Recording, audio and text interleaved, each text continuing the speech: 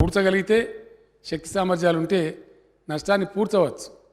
కానీ ఈ మధ్య ఏమైపోయిందంటే అధ్యక్ష, అనేకమైనటువంటి డీజిల్ పెరుగుదల మన ఆర్టీసీ వాడే మేము ఆషామాషిగా చేయలేదు అధ్యక్ష. ఏ పని కూడా అట్లా చెయ్యం మేము.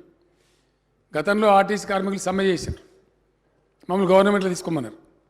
మేము ఏం చేసినామంటే మీకు తగిన డబ్బులు ఇస్తాం, మీరు నడపండి, లాభాలు తీసుకొచ్చే ప్రయత్నం చేయమని ఒక బెస్ట్ ఐపీఎస్ ఆఫీసర్ని అక్కడ ఎండీగా వేసి, మనం మంచి అనుభవం ఉన్నటువంటి బాజిరెడ్డి గోవర్ధన్ గారిని చైర్మన్గా వేసి విశ్వ ప్రయత్నాలు చేసినారు. వాళ్ళు కూడా ఎంత చేసినా ఈ అబ్నార్మల్ డీజిల్ ప్రైస్ అధ్యక్ష మన చేతులు ఉండలేదు, సెంట్రల్ గవర్నమెంట్ చేతిలో ఉంటా ఉంది.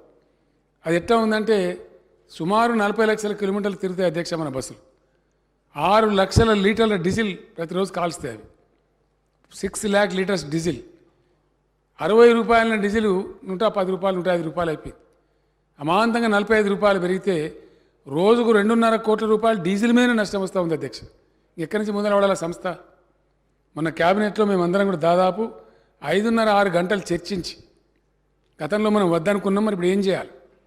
మా చర్చలో తేలింది ఏంటంటే అధ్యక్ష, నేను కుల్ల చెప్తా ఉన్నా, కానీ దాచిపెట్టేది ఏం లేదు. ప్రజలకు రవాణా సదుపాయం కల్పించడం ఏ ప్రజాస్వామ్య ప్రభుత్వానికైనా ఒక సోషల్ ఆబ్లిగేషన్. మరి ఆర్టీసీని తీసేద్దామా? తీసేయడానికి లేదు. ఆర్టీసీ బెస్ట్ స్కిల్ ఉన్న సంస్థ, జీరో యాక్సిడెంట్ ఫ్రీ ఉండే సంస్థ, ప్రయాణికులను క్షేమంగా చేరవేసే సంస్థ. మనమే లక్షల కొద్ది పాసులు ఇస్తూ ఉంటాం విద్యార్థులకు, మరొకలకు. మరి అది మంచి సదుపాయం. ప్రజలు కూడా బస్సు ఉండాలని కోరుకుంటారు తప్ప పోవాలని కోరుకోరు. మరి ఇప్పుడు ఏం చేయమి? ఆ సంస్థగా మనగడ సాగించే ప్రయత్నం లేదు. ఇంకా ప్రభుత్వమే సాకాల, ప్రభుత్వమే సాధాల్సిందే. వాళ్ళు చేయలేరు. వాళ్ళ కాలికి మస్తు ప్రయత్నాలు చేసినారు. గోవర్ధన్ గారు, ఆ ఎండీ గారు చాలా ప్రయత్నం చేసినారు. చివరి క్యాబినెట్లో తేలింది ఏంటంటే వాళ్ళకి సంవత్సరానికి 1500 కోట్లు ఇస్తూ ఉన్నాం అధ్యక్ష. ఇప్పుడు బడ్జెట్లో పెట్టి మరీ ఇస్తూ ఉన్నాం.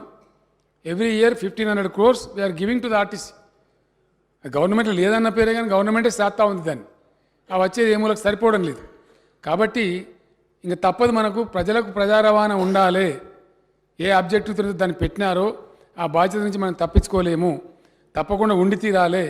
కమాన్ ప్రభుత్వంలోకి తీసుకుందాం. ఆ కార్మికులకు పాపం భద్రత వస్తుంది, వాళ్ళకి చిక్కులని పోతాయి. ఆ విధంగా చాలా బాగుంటుందని మేము భావించి మన క్యాబినెట్లో ఫైనల్ డెసిషన్ తీసుకున్నాం.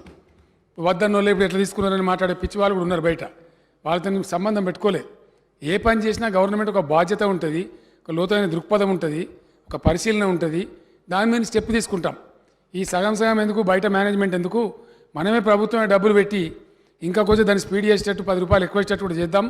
మంచోళ్ళకి 2 ఐఏఎస్ ఆఫీసర్లను పెడదాం, యంగ్ ఆఫీసర్లను పెట్టి బాగా పనిచేద్దామనే ఉద్దేశంతో ఆ నష్టాలు ఎట్లాగో భరిస్తున్నాం కాబట్టి అనవసరంగా అక్కడ ఎందుకు, అకౌంట్స్ మన దగ్గరికి వస్తాయి, మొత్తం బాగుంటుందని చెప్పి నిర్ణయం చేసినాం. కొంతమంది ఎంత దుర్మార్గంగా అంటే అధ్యక్ష, ఇంత నీచులు కూడా ఉంటారు రాజకీయాలలో. ఆర్టీసీ ఆస్తుల మీద కన్నేసినామని మాట్లాడతారు. ఇంతకన్నా దౌర్భాగ్యం ఉంటుంది అధ్యక్ష? ఇంతకన్నా దరిద్రం ఏం చేసినా ఒక అడ్డంపుడు మాట్లాడతామంటే ఇదే దుఃఖం కలిగించేది అధ్యక్ష. ఇంత బాధ్యతాయుతంగా పనిచేసే ప్రభుత్వం ఆర్టీసీ సేవలు పెంచుతాం, ఆ బస్టాండ్లను ఇంకా బ్రహ్మాండంగా చేస్తాం, మోడర్నైజ్ చేస్తాం, సౌకర్యాలు పెంచుతాం, ఇంకా అవసరమైతే ఇంకో 10 ఎకరాల జాగా తీసుకుంటాం. ప్రభుత్వ పరంగా ఎన్ని డిపోలు కట్టిస్తున్నాం అధ్యక్ష? ఇప్పుడే అక్బరుద్దీన్ ఓవైసీ గారు అడిగినారు, బండ్లగూడలో నాకు బస్ డిపో కావాలని చెప్పి. ఎందుకు అడుగుతున్నా? అక్బరుద్దీన్ పర్సనల్ ఏం లేదు అక్కడ. ఆ ప్రాంత ప్రజలకు ట్రాన్స్పోర్ట్ ఫెసిలిటీ కావాలి. His idea is his constituency people should get good facility. Definitely government will take up. దానిలో ఏమవుతుంది? ఇంకా అదనంగా జాగాలు సమకూరుస్తాం. అభి బోలేతే अकबर भाई क्या औकाफ ज़मीन का है, वहाँ से नो ऑब्जेक्शन लेके वहाँ सारी चीज़ बना सकते बोले. ऐसा और ज़मीन हम आरटीसी को देते ही जाएंगे. उस संस्था को बढ़ा लेंगे. वो अपना संस्था है, अपना घर का बच्चा है, उसको कैसे मार देते? సో ఇట్లా దుర్మార్గం మాట్లాడే ఈ చిల్లరగాల మాటలని కాదు. ప్రభుత్వం అంటే ప్రభుత్వానికి ఒక బాధ్యత ఉంటుంది.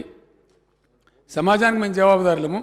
ఖచ్చితంగా రవాణా సదుపాయాన్ని ప్రజలకు అందుబాటులో ఉంచాలని, ప్రజలకు ప్రజా రవాణా అందుబాటులో ఉంచడం ప్రజాస్వామిక ప్రభుత్వం యొక్క సామాజిక బాధ్యతని గుర్తించి క్యాబినెట్లో 4 గంటల సేపు మేము చర్చించి దాన్ని ప్రభుత్వంలోనే చేర్చుకుని ఇంకా బాగుంటుందని చెప్పి ఆలోచించి ఒక బాధ్యతాయుతమైన నిర్ణయం తీసుకున్నాం.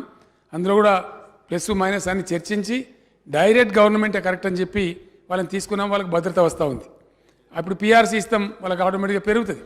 ఏ సదుపాయం ఎంప్లాయీస్కి ఇచ్చినా ఆ 43,000 ఉద్యోగులకు కూడా అన్ని పెరుగుతాయి. పాపం వాళ్ళు కూడా సంతోషంగా ఉంటారు, ఉద్యోగ భద్రత వస్తుందని కార్యకలాపాలు కూడా పెరుగుతాయని అనుకున్నాం అధ్యక్ష. మరి ఆ గవర్నర్ గారు ఎందుకు ఉంచుకున్నారో తెలియదు. ఆ పనులంతా పెట్టుకొని 96 క్లారిఫికేషన్లు అడిగి అది మినిమం అధ్యక్ష. అసలు గవర్నర్ గారు అదే చెప్తున్నాను నేను. ఈ సభ్యులు వెళ్ళిపోతారని నేను చెప్తున్నా. నేను దాటంగానే వీళ్ళు దాటగలరని చెప్తున్నా. అయితే వారికి జ్ఞానోదయమై గవర్నర్ గారు మధ్యాహ్నం బిల్ సంతకం చేసి పంపించారు. చాలా సంతోషం. వారికి నేను ధన్యవాదాలు చెప్తున్నా. ఆర్టీసీ కార్మికుల పక్షాన, నా పక్షాన. ఇప్పుడు ఆ బిల్లు వచ్చింది, రెడీగా ఉంది. ఇంకోటి మున్సిపల్ బిల్లు ఏదో కూడా చిన్నది ఉంది. ఆ రెండు కూడా బిల్లు పాస్ చేసేవారు గౌరవ సభ్యులు దయచేసి సభలోనే ఉండాలి. అది మన బాధ్యత. నేను తినలేదు కాబట్టి నాకు ఒక్కరిని పర్మిషన్ ఇస్తే నేను పోతా. పొమ్మంటారా? నేను లంచ్ చేయలేదు కాబట్టి నేను వెళ్తాను. మిగిలిన సభ్యులు దయచేసి ఉండి తమరు కూడా కొంచెం ఓపిక చేసుకొని ఉండి ఆ బిల్స్ కూడా కంప్లీట్ చేస్తే ఈ సెషన్కి పూర్తిగా నిండుదనం వస్తుంది. కాబట్టి అది చేయాలని కోరుతూ సెలవు అధ్యక్ష. ధన్యవాదాలు. పేమెంట్స్ కూడా గతంలో శాలరీ 4 నెలలకు 6 నెలలకు ఏడాదికి ఇచ్చేది అధ్యక్ష. గ్రామ పంచాయతీల యొక్క, మండల పరిషత్ల యొక్క, మున్సిపాలిటీల యొక్క బడ్జెట్ రూపకల్పనలో కూడా నేను పర్సనల్గా ఇంటర్ఫియర్ అయ్యి చార్జ్డ్ అకౌంట్ కింద దాన్ని పెట్టినాం అధ్యక్ష. అంటే ఫస్ట్ కరెంట్ బిల్ పే చేయాలా, సెకండ్ శాలరీస్ పే చేయాలా, దాని తర్వాత మిగిలితేనే అభివృద్ధి కార్యక్రమాలు ఖర్చు పెట్టుకోవాలనేటువంటి యాక్ట్లోనే పెట్టినాం. మున్సిపల్ యాక్ట్లో కానీ, గ్రామ పంచాయతీ యాక్ట్లో కానీ. గతంలో మాదిరిగా కాకుండా వాళ్ళకి రెగ్యులర్గా శాలరీస్ కూడా అంతా ఉన్నాయి. వాళ్ళ సమస్యలు ఏమైనా ఉండతే తప్పకుండా ప్రభుత్వం సానుభూతితో పరిశీలిస్తుంది. తప్పకుండా దాన్ని పరిష్కారం చేసే ప్రయత్నం చేస్తుందని కూడా నేను మనవి చేస్తా ఉన్నా అధ్యక్ష. ఇది లేదు. పెన్షన్లు కూడా మొన్న గతంలో కొంత పెండింగ్ అనే మాట వాస్తవం. చెప్పినాము. ఎందుకంటే ఇద్దరికి ఇస్తలేము కాబట్టి. ఒకవేళ ఒక వ్యక్తి చనిపోయి ఆయన భార్యనో భార్య చనిపోయి భర్తనో మిగిలి ఉంటే వాళ్ళకి క్విక్గా ఇమీడియట్గా ఇచ్చే ఏర్పాట్లు ఆల్రెడీ ప్రభుత్వం చేస్తూ ఉంది. మిగిలింది పాల బకాయిలు కానీ వారు ఏదైతే చెప్పినరో ఆ కన్సర్న్ మినిస్టర్ గారు కూడా నోట్ చేసుకున్నారో డెఫినెట్గా దాన్ని ఈమని చెప్తాము. మరొకటి ఏదైతే గల్ఫ్ అని వారు అన్నారో 100% దాన్ని సానుభూతితో పరిశీలించి ఒక పాలసీ ఏర్పాటు చేయడానికి భవిష్యత్తులో ప్రయత్నం చేస్తాం అధ్యక్ష. ఆర్టీసీ కార్మికులను గవర్నమెంట్లోకి తీసుకోవడం, దీని మీద తెలిసినోడు ఒకటి తెలియనోడు ఒకటి మాట్లాడుతూ ఉన్నారు. ఆ గవర్నర్ గారు పాపం మాకు తెలిసి తెలియక అనవసరంగా వివాదం కొని తెచ్చుకున్నారు. అనవసరంగా ఆర్టీసీ పెట్టిందే ప్రజలకు ప్రజా రవాణా ఉండాలని చెప్పి అధ్యక్ష. సరే, క్రమేణా కాలక్రమంలో ఆ సంస్థ నష్టాల్లో కూరుకుపోవటం ఇదంతా జరుగుతూ వచ్చింది. నేను కూడా ట్రాన్స్పోర్ట్ మినిస్టర్గా పనిచేసిన అధ్యక్ష. నేను పనిచేసిన రోజుల చాలా డెడికేటెడ్గా పనిచేసి, నేను మినిస్టర్గా బాధ్యత తీసుకున్న రోజు ఆనాటి ఏపీఎస్ఆర్టీసీ 14 కోట్ల నష్టాలలో ఉండే అధ్యక్ష.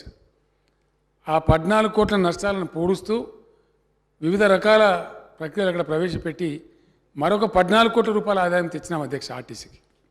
అంటే తమను పూడ్చగలిగితే, శక్తి సామర్థ్యాలు ఉంటే నష్టాన్ని పూడ్చవచ్చు. కానీ ఈ మధ్య ఏమైపోయిందంటే అధ్యక్ష, అనేకమైనటువంటి డీజిల్ పెరుగుదల మన ఆర్టీసీ మేము ఆశామాషిగా చేయలేదు అధ్యక్ష. ఏ పని కూడా అట్లా చెయ్యం మేము. గతంలో ఆర్టీసీ కార్మికులు సమ్మె చేశారు, మమ్మల్ని గవర్నమెంట్లో తీసుకోమన్నారు. మేమేం చేసినామంటే మీకు తగిన డబ్బులు ఇస్తాం, మీరు నడపండి, లాభాలు తీసుకొచ్చే ప్రయత్నం చేయమని ఒక బెస్ట్ ఐపీఎస్ ఆఫీసర్ని అక్కడ ఎండీగా వేసి, మనం మంచి అనుభవం ఉన్నటువంటి బాజిరెడ్డి గోవర్ధన్ గారిని చైర్మన్గా వేసి విశ్వ ప్రయత్నాలు చేసినారు వాళ్ళు కూడా. ఎంత చేసినా ఈ అబ్నార్మల్ డీజిల్ ప్రైస్ అధ్యక్ష మన చేతులు ఉండలేదు, సెంట్రల్ గవర్నమెంట్ చేతిలో ఉంటా ఉంది. అది ఎట్లా ఉందంటే సుమారు 40 లక్షల కిలోమీటర్లు తిరుగుతాయి అధ్యక్ష మన బస్సులు. 6 లక్షల లీటర్ల డీజిల్ ప్రతిరోజు కాల్స్తాయి. అవి 6 lakh లీటర్స్ డీజిల్. 60 రూపాయల డీజిల్ 110 రూపాయలు 105 రూపాయలు అయిపోయింది. అమాంతంగా 45 రూపాయలు పెరిగితే రోజుకు 2.5 కోట్ల రూపాయలు డీజిల్ మీద నష్టం వస్తూ ఉంది అధ్యక్ష. ఎక్కడి నుంచి ముందర పడాల సంస్థ?